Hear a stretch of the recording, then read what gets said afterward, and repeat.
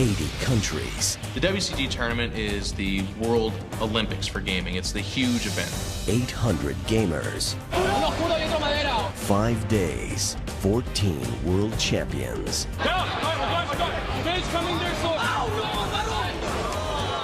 The World Cyber Games, the pinnacle of gaming competition. 1.5 million of the world's most elite gamers whittled down to the best of the best in an epic battle for the glory and the gold. But can one person master it all? Can one person be the best all-around gamer? We brought you all here to see who is the best all-around gamer. Oh my God. The game is about to change. I've died and gone to rock heaven, guys. Now, we know you've all mastered playing the rock band guitar, but we're here to find out if you can play one of these. Woo! 12 gifted gamers from around the U.S. will be put to the ultimate test.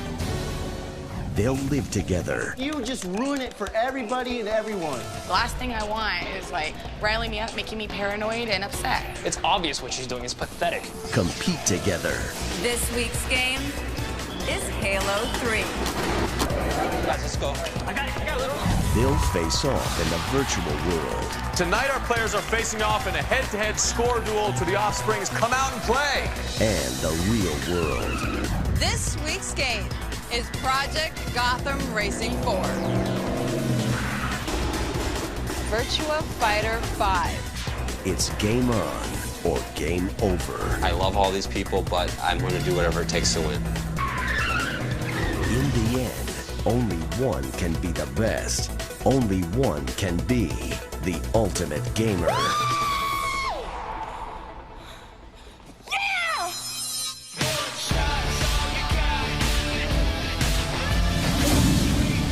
I will do anything to win this.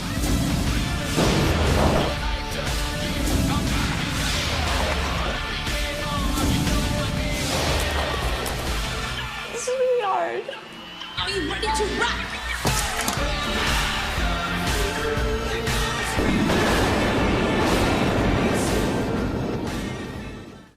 Alright guys, this is Gamer Plus Live at SGC in Dallas, Texas. I am here with the Ultimate Gamers, Mark and Jamal. Guys, how you doing? I'm doing great. Yeah, it's a good convention so far. Outside of Iron Man of Gaming, which we'll go into details about it at a later date, which is probably right after this response, but is there anything else that's a part of the experience of SGC that y'all are looking forward to? I'm definitely looking forward to the Jack Thompson question and answer session. I really like the arcade. I want to get a little Killer Instinct in, a little Marvel vs. Capcom 2. And then I enjoy the big screen of Street Fighter 4 so I can humiliate some opponents. Possibly Mark on the big screen. Which he hasn't done yet, for the record. We haven't played yet. For the record, he hasn't done, or anybody else. So y'all haven't been playing much against each other outside of the Ultimate Gaming? Oh, yeah, we have. We play a lot of Xbox Live and stuff like that, but like, as far as like, we don't really count the competitive match online. It's person, mano a mano is when it counts because we got the lag issues and things like that. Yeah. But it's just a completely different feeling when you know you've got hundreds of people watching you on this projection monitor and Well, dude, that's part of it, because, you know, people choke whenever they got eyes on them. I mean, that totally affects people's games, so that's what makes it worth it, is in front of everyone else. It definitely does. And when you got that little last little stick of energy there, and you just got half a bar, and you're making that comeback, everybody's rooting for you, and you're either going to do it or you're not, and you have to panic at the end, and you hit that, come on. Yeah. Who do y'all normally play with in Street Fighter 4? No, just J-Wong? You play J-Wong, Oh, don't like you? people that I've been playing with online stuff? I've been playing I mean like characters. Oh, my character? Oh. I started off with Chun-Li, and I love her in all her games. But the problem with her is she's so weak, and she has so many, like, opening up her combos, you have to go in the air, and you leave yourself vulnerable. So Justin Wong told me to switch to Blanca, so that's my new character right now. Actually, he stole Blanca from me. I am the original Blanca player here at this table. Yeah, I'll give it to you. You Super Blanca first, but Justin Wong told me. And so I'm still not to the level, like I can do almost all of the Chun-Li's combos and stuff. I can do some sick combos with her. But Blanca, all you have to really do is anti-air, play defensive, and just turtle. Yeah. And you're going to victory. And a lot of people don't even know how to block his ultra. Jim told you to play as Blanca, right? Yeah. What is your personal opinion about him going to Phoenix for all these Capcom tournaments and winning Street Fighter 4 with Rufus? See, you know, Justin. Here's Justin Wong's his reasoning behind it. He said he watched my playstyle. He's dissected. He's watched me play Street Fighter. He's watched me play First Fighter. He said the character that suits my playstyle best in Street Fighter is Blanca. Well, how I play. Justin Wong says, like, I talked to Justin Wong about that. I said that exact same question, man. I went up to him and I go, Justin Wong, what's with Rufus, dude?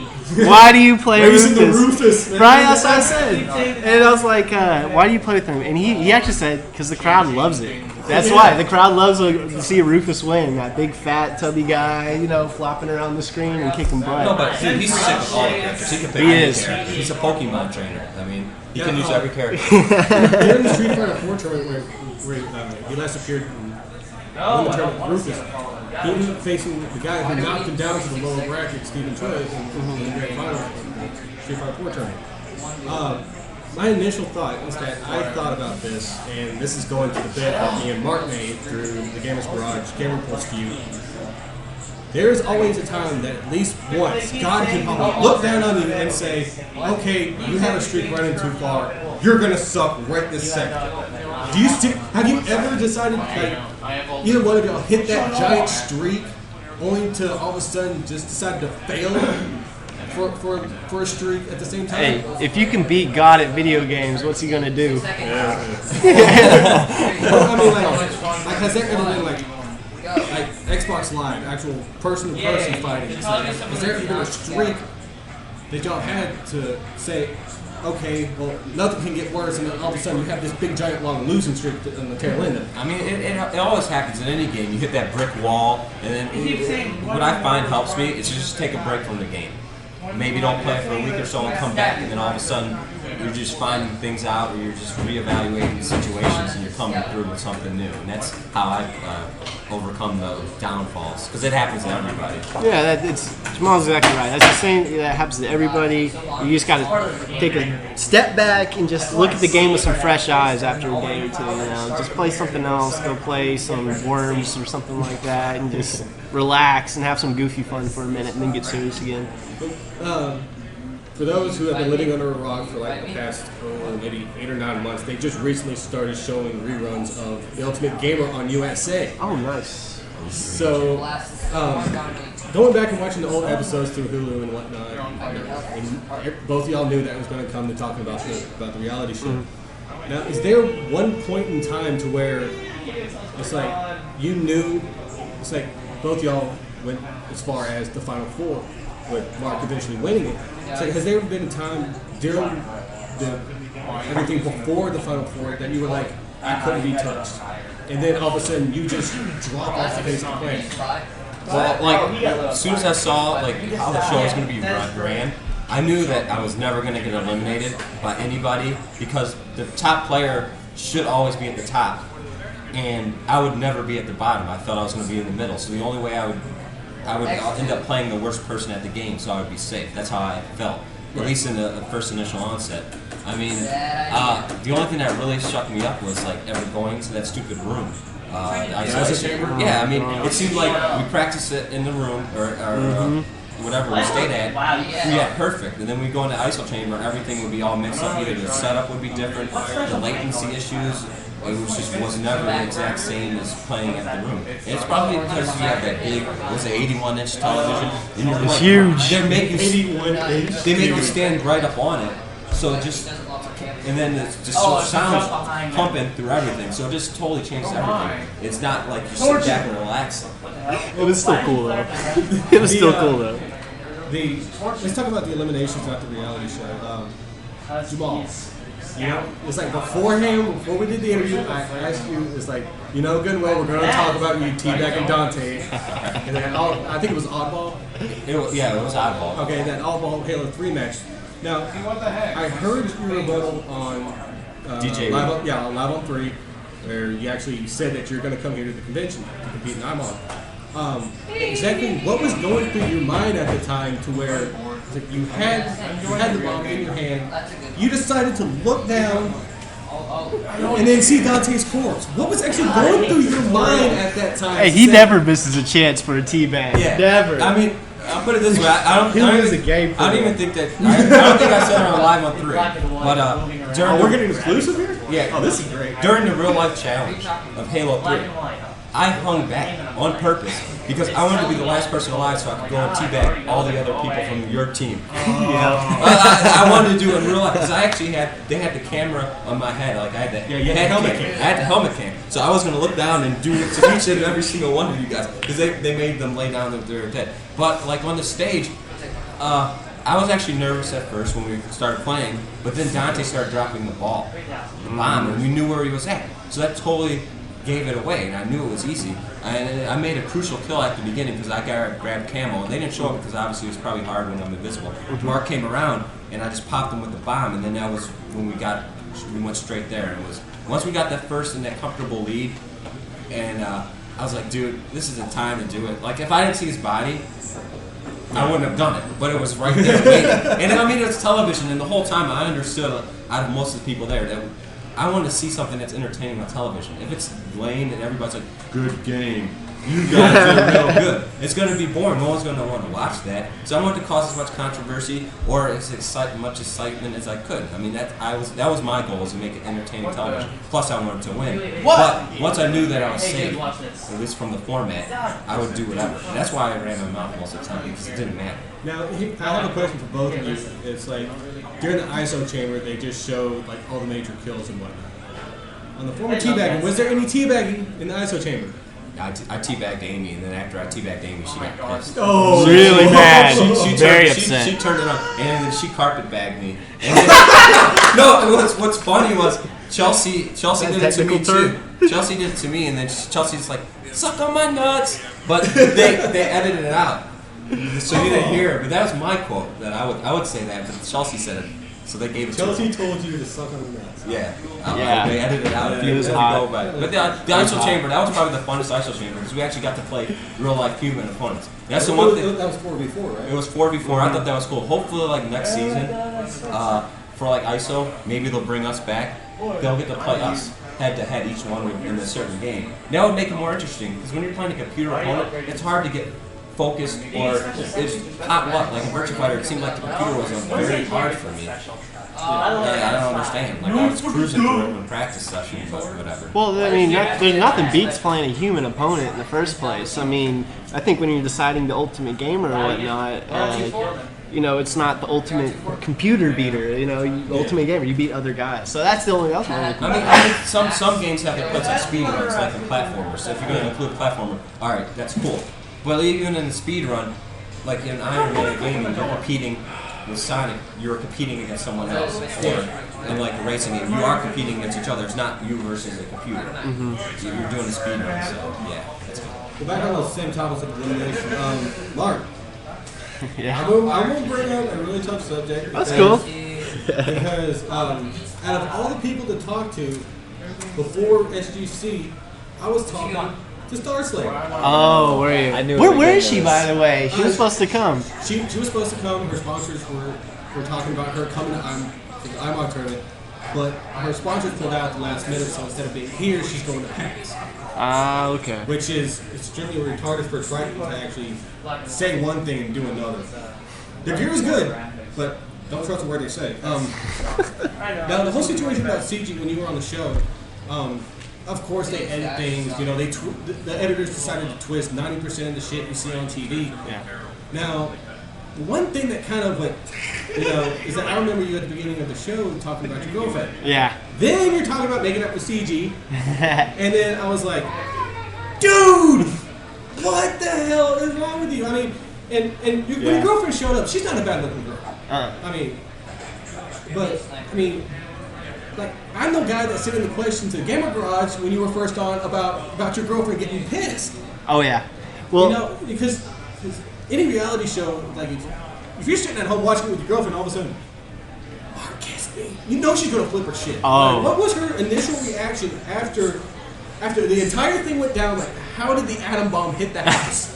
It's funny. It's kind of a funny story. Well, I mean, I told her like before the show aired, months before. I was like, "Listen, there's gonna be some drama on the show. You need to know that, and it's not gonna be pretty for sure." Like I let her know, so she was prepared, but she definitely still got pissed again whenever like the show aired. It was like 6 months later. She was like, "Oh yeah."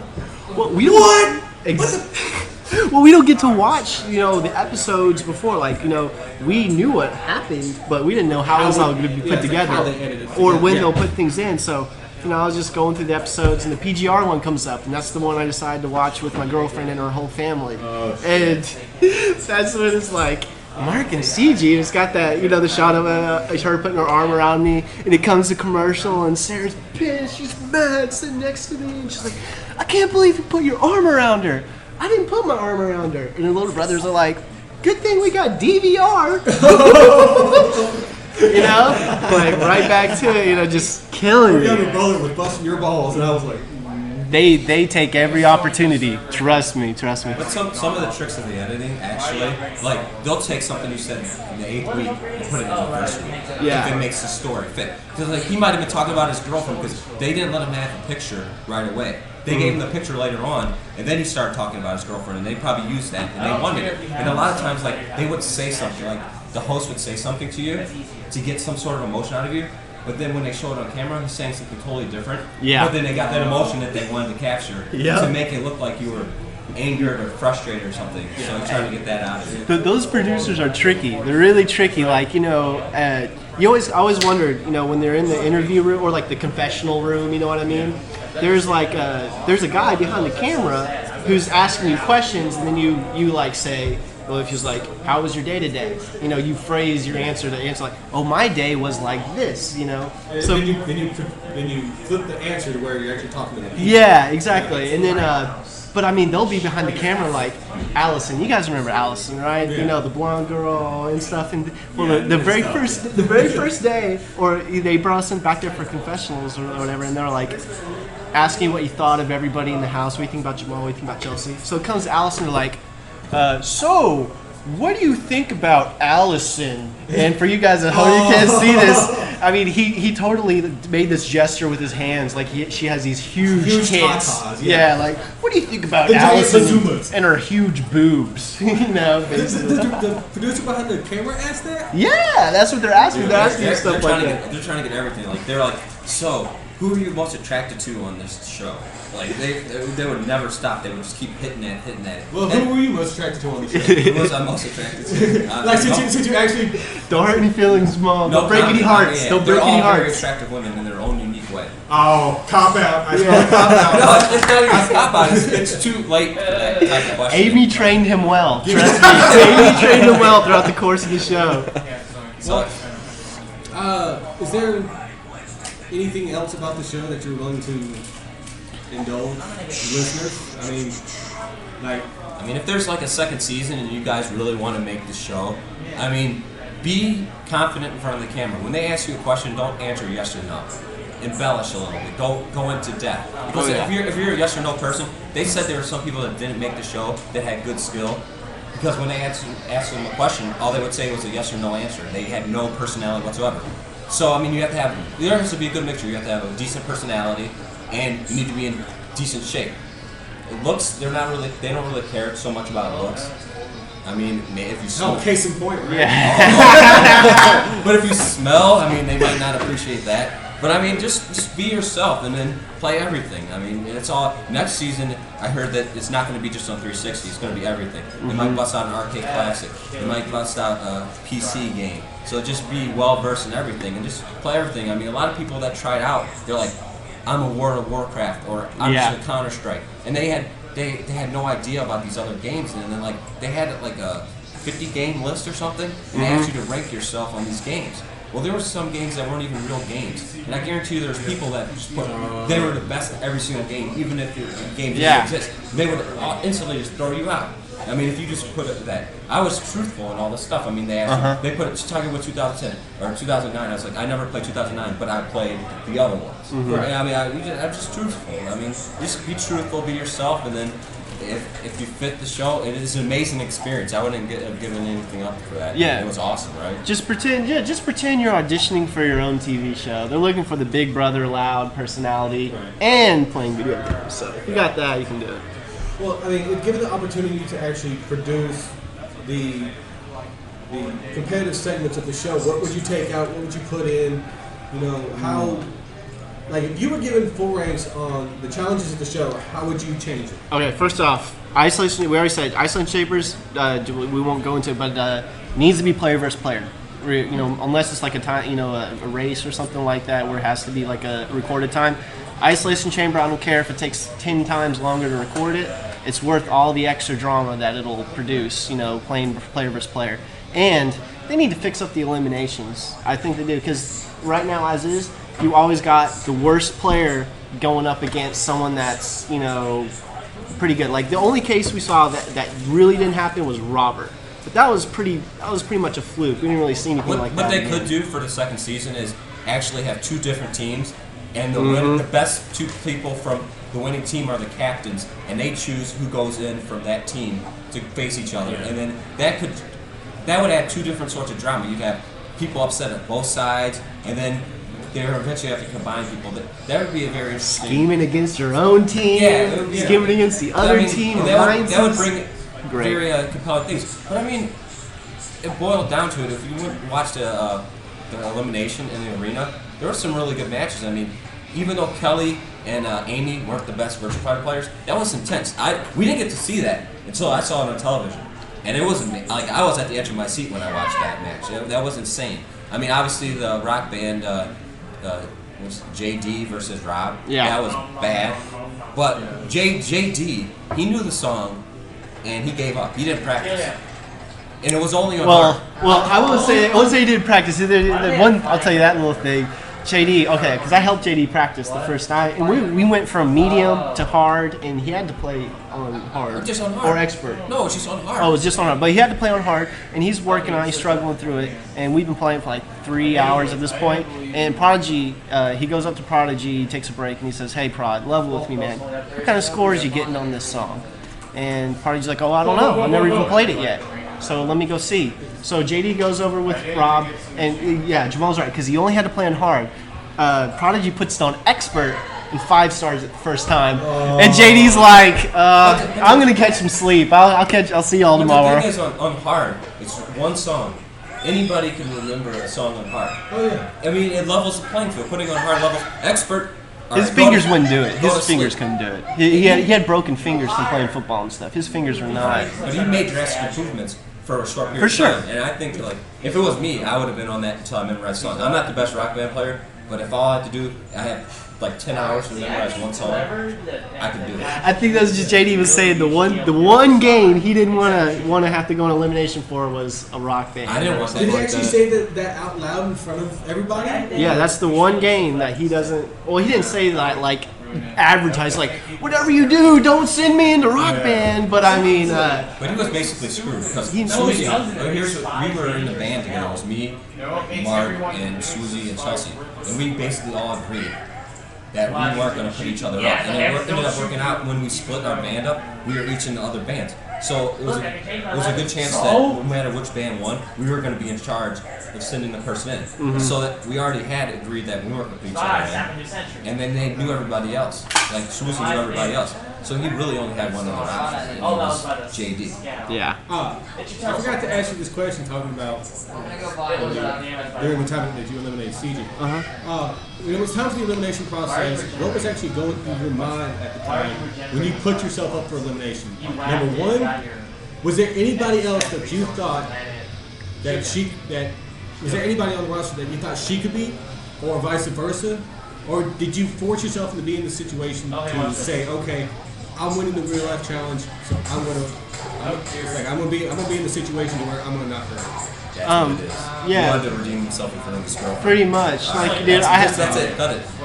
Well, what? I don't want you to cut it. Mark did that because he wanted. My heart is here. Mark did that so that he could redeem himself in front of his girlfriend. There's no other strategy behind Well, it. I just wanted to say, you know, dude, there's nothing between me and her. That's it. So show it off by So giving after a the cut. point when your girlfriend flipped her shit when you knocked her out playing NBA Live, that was it. Oh well, you didn't hear any more out of your girlfriend about the whole situation? No. I mean, it wasn't quite like that. Well, it's always a good card for her to pull whenever she's pissed, you know. But it did help you. It helped in this. Well, what about CG? Blah blah blah blah blah. You know, she wasn't doing that to me, though. But I mean, CG could have beat some other people in the house, but not the way he trained her. Oh, quick! You want me to pull that story out on you again? Well, too? I'm just saying. Do tell. Oh, this is a good one. Okay, right. So I'm listening to DJ Wheat's show. I'm hearing, CG's on there. She's saying, "Oh, Mark taught me the wrong buttons on purpose. He purposely wrongly trained me so I would lose against him in the elimination." And I'm like, "I did? Really? I don't really, remember that too well." But we have your coach on the phone right now. Right? But, dude, okay, get this. So we're at the house practicing, and I am showing CG some stuff. And I'm showing her these hot spots, what they mean. Well, after me and CG get done practicing, Jamal kind of pulls me aside and he's like, "Hey, you taught CG the wrong hot spots, right?" And I'm like, "Oh, really? I did." He's like, "But you probably shouldn't tell her." And then dude, it's not over. It's not over. So then I put myself elimination against CG and everything, right? And then Jamal's like, "Oh, I'm gonna train CG." So while he's training CG, he's like, "Mark, that dirty rat taught you the wrong hot spots. What an a-hole." So he's throwing me under the bus. Well, the thing is, at all costs, you don't want to go back. You don't want to go up into elimination. And if I told CG right then and there that he taught her the wrong spots, she would have blown up at him, and then he would have probably put me against her, and I didn't want to do that. So I did whatever to make sure that, because CG's a drama. Thank you for saving me, Jamal. Thank you. You see what I'm saying? Because she would have gone crazy if I would have, not at me, but at you, and then it would have just been horrible. You're probably right. And then it would have ended up being my fault for bringing this up, and you would have been yelling at me, "I didn't train her wrong," and I'm like, "Oh my gosh, I don't want to deal with this." So the easiest way to handle the situation is letting it go like that. Okay, that works. That works for me, I guess. We'll just edit that part down to make it sound good. So basically, all that shit happened before the ISO chamber, right? No, that's the training. Your training. Oh, training before. ISO. So she screwed up in ISO with his crap training. You did. Did you know? No, she screwed up in ISO because she wasn't very good at the game. Did you know before going into ISO that if you were in the number one top spot, that you would send her home? No. And be honest. I mean, that wasn't it wasn't a 100% made up decision, but there was no one else I had in mind to take out. But if she wasn't at the bottom, you wouldn't have thrown her in there. If you told her to stop. Depending on who it was. I told you to stop talking. I told her to stop talking to you because she kept causing issues. But if she wasn't at the bottom, you guys were still good enough friends. You cared about her because you guys were in alliance at the beginning. Well, I mean, I wanted the things to be smooth. I didn't want things to be button heads every single day after that. So I was nice to her, but we weren't friends after our big blow up. That's for sure. It was not the same. So I was looking to take her out. Yes. Well, I would like to say thanks for actually doing this interview, Mark. I wanted to throw something in earlier, but you kept on jumping in.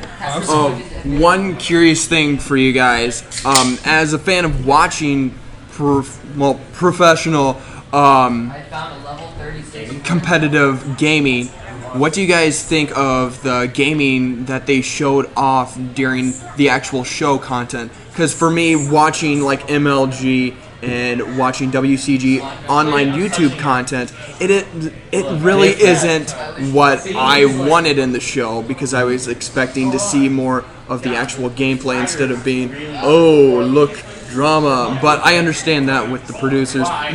Do you guys think that there should be more gameplay added into the show for hardcore gamers? I mean, as far as adding gameplay, it is important because I kind of found myself oh, I wish I saw it, because we didn't get to see the arena and they edited the footage. I'd rather see the whole thing. But as far as entertainment value, I think it's very essential to keep it edited, keep it simple for the viewers that aren't hardcore, and maybe, like you said, YouTube, they could post the full footage for the people that really want to see it online. So you'd be like, I don't know if you were watching the other shows, check in-depth footage, you could go online, so after the show. That would be a cool way to do it, but as far as entertainment value, I'm sure if you watched the whole Kelly versus Amy match, there would have been some really bad spots. But the way they edited it, it made it entertaining and enjoyable. Like, our Halo oddball match was really long. Like, they didn't even show, like, Mark and Dante actually got the bomb into our base. And we had to actually defuse it. They just wanted to portray it like it was total and utter domination. Yeah, they made it look like it lasted 4 minutes at most. Yeah, but it wasn't. And then if you actually watch the edited footage, you'll see the first bomb score was actually the second bomb score. And yeah, I noticed. They didn't, because the first bomb score I was camel. They didn't show me. They didn't want to show that. That would have been too hard for the person that doesn't know Halo to understand what's going on and see this invisible person walking around, which they really can't see. So just stuff like that. So I mean, you got to take it into consideration. It's a television show, and I understand from that. And we got so many new viewers. I mean, I worked at a game store. So many people that, like parents, they're like, "Oh, I'm gonna let my kids play games now because of this." I mean, they actually are starting to see there's a potential. I mean, gaming has a lot far way to go to get to that level because there's no guarantees or anything. But shows like this are going to get it out there to the mainstream. I hated the Wii. I mean, I still kind of hate the Wii, but the potential there is you're getting all these new families involved in gaming, and I'm hoping they're going to realize, oh, this Wii Sports is cool, but I'm looking for more now. Let me try a Zelda. Let me try a Mario. And then they're like, wow, I've been missing out on all these years. This is awesome. And maybe they'll go get a P3, they'll get a PC, or they'll get a 360 and start playing some real hardcore games. And that's what we're hoping. And that's the same thing in the competitive thing. We're going to get these new people and be like, wow, maybe I can try and dedicate myself to this and get somewhere from it. And that's what my dream is. I'm hoping. And I think we did a lot. So basically, to sum up what you just said, basically get the GTA generation off GTA and go back to the basics. Get back to the basics. Ultimately, I played games back in the day because they were fun. And a lot of these 3D games are losing the essence of fun. Yes, they are. And it's crazy because my favorite game, I think Left 4 Dead, is a 3D game that has fun. Like, I'm playing the same levels over and over again, but it's so much fun. I don't know how to explain it, but Left 4 Dead is what we need to do. Like, it's so amazing, it's so much fun, and it's doing the same thing over and over again. It's like there's not even that much there. You're just killing these zombies, but it's so much fun. Yeah, it's like you can only do so much on the 360 PC. It's like you can fly up in the air, drop a couple of bombers on the ground, just let all your touchers down, be like, okay, here you go, find your body, bring it back, rinse and repeat. You know. Anything else? That was pretty much it. I wanted to see if you had any opinion on what I was sort of saying about there being more gameplay footage. Really? I think just because we're talking about it's a TV show. It's a reality TV show. Mom and Dad and the casual viewer's not going to get into it without the drama and stuff. So you pretty much. Okay. Well, you pretty much gotta. You gotta keep it. You gotta keep a good balance for everyone. I think there was a good balance. I do say the editing needs to be tighter because I don't think they should BS the matches as much as they did. Because like you can actually see the score. Like I said, the score fumble. I actually got to see the footage of the raw footage of my basketball one, and what they had done is like. There were some scores that, same thing, that happened later that they put in earlier and that they overlaid over the scores to make it look, because like really we're playing the 2-point games all the way like to the fourth quarter. It was like 30 something to like 25, I think, and they showed like the final score like 18 to 13 or something like that. But it's just weird. Why? It didn't make any sense to me. So that editing needs to be tighter, and beyond that. I think it was a good idea. A really good idea. Put the full match on YouTube and then keep the TV show as is. Because I'm happy with the TV show as is. Couldn't you see them actually doing like a season 1 DVD release and just have the bonus disc being the full blown? That would be awesome. I was right about to say that. It's like have it 3 discs, have 1 disc of the original show content, disc 2 being all the ISO content, and disc 3 being all the elimination content. Yeah, this is what sucks about this is because like. Are you listening, Samsung? When they do season 2, there's so many people that didn't really know about the show, and now everybody knows about it. And I guarantee you, the first day there'll be like triple or quadruple the amount of viewers watching season 2 just because there's so many people like, oh, I didn't even know that this show existed, and they're catching it on YouTube or they're going on Hulu and watching. They're like, wow, this is actually pretty cool. I mean, the first episode I watched, and it was kind of like I was kind of iffy on it. But it progressed and got better and better. But then you got to realize, it's like, they really could have done it in 2 hours. The first episode, they crammed so much into it. 12 new people, 12 new faces. It's so hard. It's kind of like the new story arc in a comic book. It always starts off kind of slow. You never really like it. You're never sure. But then it starts building up to that awesome event. And that last match between Mark and Rob, that was sensational. Like, I've never witnessed anything like that. And that really shows that competitive gaming can be a sport. If we get it to arenas where people are paying to watch it, because I was pumped up, I was going crazy, rooting. I mean, it was just so nuts. Everybody's rooting, your blood boiling. It was so great. Yeah, it's like the whole thing about the arenas. Seriously, can't remember where I heard it from. But it's like if WCG, GGL, if it was still around, a couple of these other big giant like MLG, but to me it just seems like MLG has potential to be, and like MLG, GGL, and all these companies have the potential to be bigger by putting themselves in these arenas. But like the companies, to me, don't seem like that they are willing to financially back FedEx Forum, the Cotton Bowl, Madison Square Gardens to make this content available for large groups of audience. Well, see, the thing is, like when you're going with events where people are coming, the draw to these events are the big names. Like in basketball, you have the LeBron James, you have the Shaqs. So in order for it to succeed as viewers, you're going to need to push names of players. Players are going to have to be out there in commercials. They're going to have to be with the clothes. And then that will have the draw. So if there was like a competitive team, that's part of the problem with CGS. They need, and then besides the game selection, but they need like a big name. So like, oh my God, this person's going to be in town this week. I want to go see Zophar myself. Go in there and trash talk someone, even if it's not the top of the line, good combat. Because I mean, I've seen pros play each other where it's a boring match, but it's exciting because you have Justin Wong facing off against Sanford. I mean, you have the big names going at each other. You have to make the big names for people to come in, and that's the only way it's going to succeed, is getting like that. Like the MLG, they just don't, I mean, they have a couple sponsors, and then another thing is people don't feel like they can get to that level. You always have, when you're younger and growing up, you're like, oh, I want to be in the NBA. You don't say, oh, I want to be an MLG. Because it seems more far-fetched to be an MLG pro than it does to be in the NBA. Well, I mean, it's just the simple fact of that with all these different video game competitions that are out, especially with the potential of the second season of Ultimate Gamer, I'm on here, SGC, and all these like Devastation. You have so many people with the potential to say, okay, if I do good here, I'm going to sign up for every single event that I find and go pro at it. You have a whole lot of people that say that.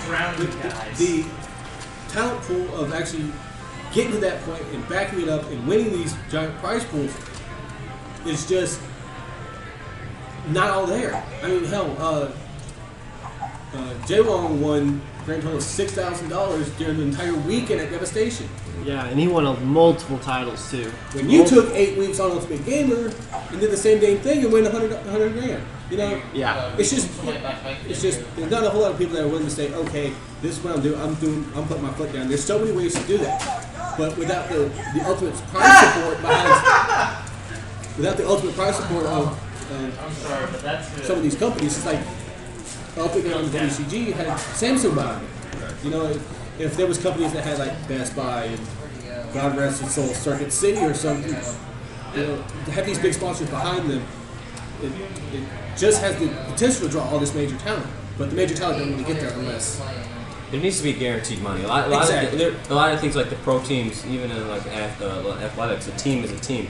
You have one big star, and then the other people are still getting guaranteed money, and that's the next step gaming needs to take. Is there needs to be guaranteed money, not just for the top players, but for the above average people that because it costs a lot of money to travel to these events. Yeah. And if you're not guaranteed any money, what's the point? I mean, I want to support stuff. I made a promise to myself I'm going to try to go to at least one event every 2 months because I want professional gaming to go to that next level. But I mean, it's costly. I mean, it's coming out of my pocket unless I get sponsors, and it's hard to get sponsors, especially in economic times like this. Yeah. Well, I mean, I think a big problem is gaming, or in general, is seen as like a very young person's like hobby or sport, and it's not. Usually, if you're really young, under 18, it's not so much your money that you're spending. It's mom and dad's money, and even if you're spending your money, you're not buying $2,000 or $3,000. His girlfriend's calling him. Yeah, right. Are you with CG? Yeah. Are you with CG? She's not here, baby. No, it's seen as a young person's sport. So I think that's a big problem. Like football, basketball, whatever. Everybody can get in that. It's guaranteed. They're guaranteed. The sponsors are guaranteed money. Are we wrapping this up? Yeah. We got Okay. one more question. Okay, let's just knock this out. During the course of this interview, we've had several G1s popping in and out of the room. State your name, where you're from, and state your G1 stream name if you have one. My name's David, and my question is, you were talking about the Wii bringing in families in the game, bringing more people in the game. What do you think about the companies, how they're doing it now, how they're trying to bring more, like Xbox's Project Natal? How do you think that's going to work out in the future to bring more people into gaming? I think any venture into something new, it makes things more unique. Because I get excited when there's a big release. When there's a new system comes out, I'm happy because there's something new, and you need that something to re-energize people. And with like things like Project Recall, because realistically they're not going to be able to make money on a 5-year cycle. These game companies, because it's going to be more and more expensive, so they're going to have to make these 360s, PS3s last longer. So they need some other way to recreate that excitement. And I think Project Natal, and then Sony has their thing. So we'll see. I think it's a good thing. Yeah, it's awesome. If they work, they're great. That's my biggest concern. If they work, it could be like the really second good. activator. I don't even know what that is, but probably for a reason. It's like a ring around, and it's actually you manipulating. I remember seeing that. I remember seeing an advertisement for that back in the day. Yeah, that what looked really really got cool. me was that the entire thing during E3 was, Project Natal, yada yada. The next thing you know, it's like rumors have been floating around on Twitter, Facebook, and MySpace and whatnot. It's like, oh, by the way, black people can't play on the Natal. And I'm like, are you serious? I've never heard that. Yeah. I don't know if you guys watch Jimmy Fallon, but they actually had orange suits on so that it could detect it better. Also, it's not like a hoax. No. Well, supposedly Jimmy Fallon was making a joke about it, but that's probably just to cover up the truth. There's actually some videos like on YouTube, I think they got taken down, of black people playing the Natal and it not being as sensitive as white people or Latino or other different What's funny is there was a soda pop, I call it pop. It was like a budget one that's really cheap. Well, there was a rumor spread, I don't know by what company, it said that it'll make minorities, you'll become not impotent, but you can't reproduce. Oh, Surge, your balls used to shrink supposedly or something. That's why we have Vault today. Vault is just Surge repackaged people. There's stuff like that goes around. I don't even listen to it. Like soy will make your brain smaller. But we do need to hurry up here and end this because we got to get ready for Iron Man. Yep. Oh, is the next round coming up for you guys? Oh no, we haven't competed yet. Oh yeah, that's right. Mark, you're gonna get your ass kicked. Sorry, bro. I'm dead set to win that damn bet. Not unless you got your Dig Dug down. Dig Dug, man. Yeah. Oh, by the way, Jamal, I know something you don't know. What? Well, he's not. Oh yeah, like I'm gonna, Yeah, just it's a I'm gonna secret. keep my mouth shut. About what? Mega Man. I'm gonna leave it at that. Oh, we're gonna let the points count. All right, guys. For those who are listening to this, that was going good. I gotta get out of here later. Shoot, see?